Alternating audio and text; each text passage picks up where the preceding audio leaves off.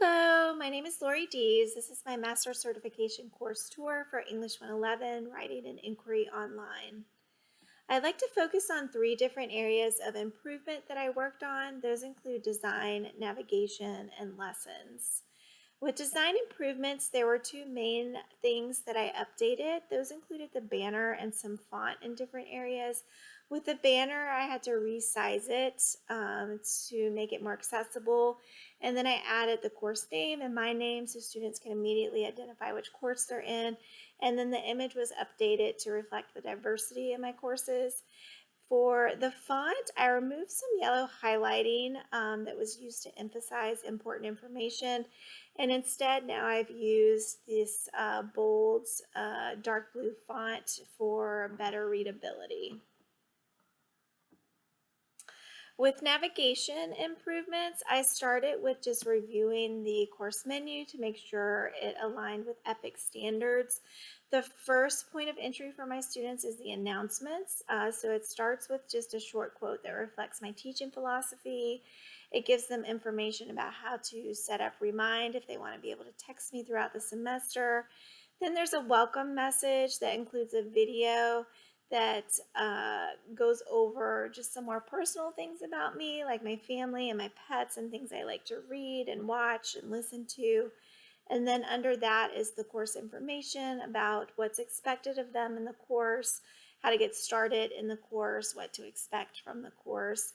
Below that are just pre-loaded messages for motivation or reminders throughout the semester. Then there's the getting started area, which I also worked on to make it more accessible.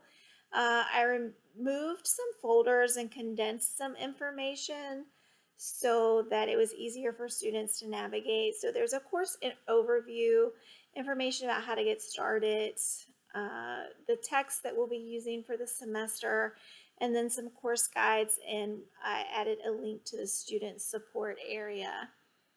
Next is the faculty information.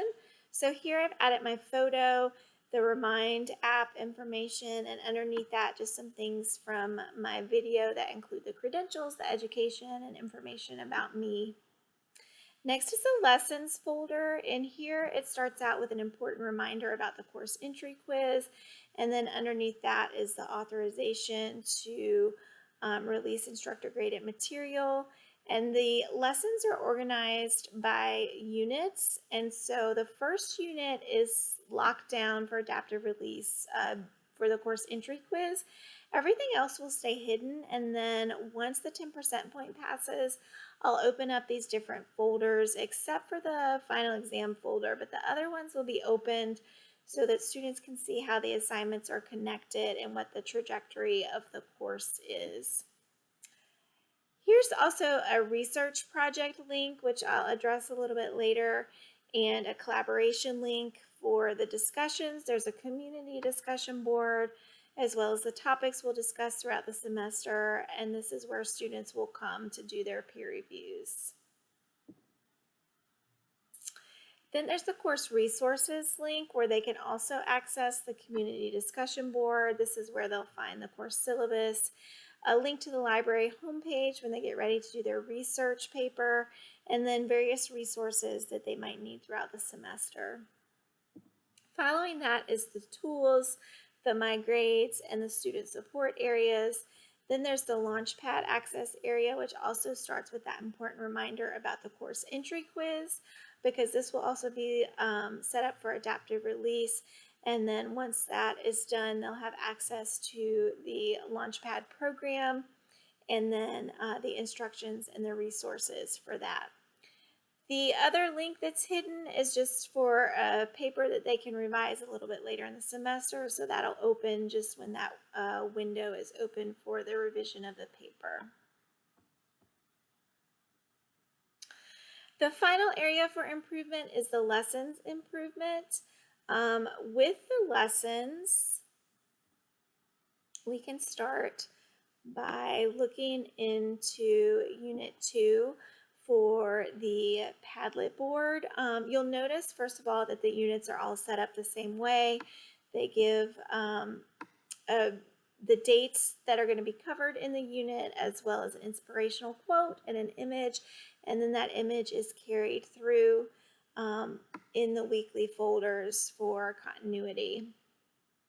This one in particular includes a flow chart. This flow chart was added so that students could see the connection between the different assignments in this unit. So they'll move through creating their own Padlet board, which is due in week 4. They'll pre-write for an evaluation of someone else's Padlet board in week 5. And then finally, they'll end in week 6 by turning in their Padlet board evaluation essay. So there's an explanation of that for students. And then the weekly folders are all set up with, again, that image to link to the unit folder, the purpose for the week, as well as the due dates for the week. And when students come into the weekly folder, again, there's that image. They have directions at the beginning of each week to walk them through the different things they need to complete for the week. And then that's followed by 2 due dates, which include the activities, usually 1 or 2 activities for each of the 2 due dates for the week.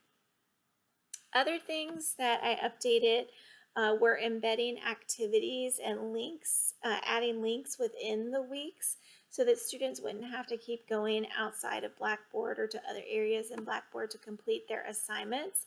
One of the links that was added is a link to the Launchpad access. So for the first few weeks of the semester, students are completing Launchpad activities. And instead of having to go back over to the menu on the left, they can now just click on the Launchpad access here, and it'll take them directly to that area of the course. And then I also did some more embedding. If we open up the Padlet board project, there are some examples of a Padlet board, which students used to have to go out to Padlet to see these examples, but now they can just access them directly through the course, and they can view the different examples from other students for this project that they're going to be working on. And then if we go into this folder, we've got a discussion, we've got a journal. So these are various assignments I do throughout the semester. And then with the Flipgrid link, it explains Flipgrid. It includes the prompt. And then there is information about the links to use Flipgrid, as well as the rubric and a reminder that this is going to mark their attendance and it's graded. What I added was this link here. So now instead of having to go out to Flipgrid, they can just join with Microsoft straight from Blackboard. And then if they need information about how to compose a message to other students, this Word document here they can open, which is something that I added to help guide them through how to create a video recording within Flipgrid. Then if we go back out to the lessons area, and we can go into the annotated bibliography and analysis essay units. These 2 assignments are connected to each other, and students always had a really hard time understanding that we're working on the same topic as we move through this project. So I added this flowchart here as well so that they can see they're starting out with their annotated bibliography. They're researching for their analysis essay to create that, and that's due in week 10. And then they move to pre-write for the actual essay, and they write that essay based on the annotated bibliography research, which is then due in week 14. So I just explained that there to give them a visual element to help guide them through this project. I also included this research project link over here, which reiterates that flow chart. And then it also has links to the 2 units that are related to this project, so Unit 4 and Unit 5. So it's just a quick way for them to get there if that's how they prefer to get into the lesson. As I went through, I adjusted some of the organization of when things were due for this unit to hopefully make it flow a little bit better for students. And then I also went back through and reworded some things so that the projects were always referencing each other in the direction, so mentioning annotated bibliography and analysis essay together more throughout the various assignments for these 2 units. And then if we go back into the lessons and actually look at the next unit, which is the analysis essay unit, you'll notice that there is still the flow chart here. And then before students can get down to the weekly lesson folders, they have to complete this writing process review for the analysis essay, which is just a quick VidGrid video with 5 embedded questions, and students have to answer those questions about the writing process for this project. So it's just kind of reiterating this flow chart before the actual weekly lessons will open. So that way it guarantees that they've thought about, again, kind of the progression of this project and what they're going to need to do.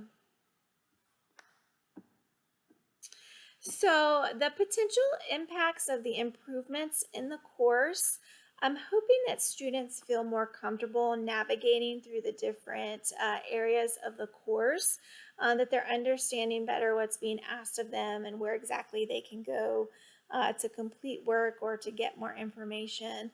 And the more comfortable they feel in the course, the more confident I'm hoping they will feel in what they're doing. And this comfort and confidence, I am hoping, will lead to more successful students each semester.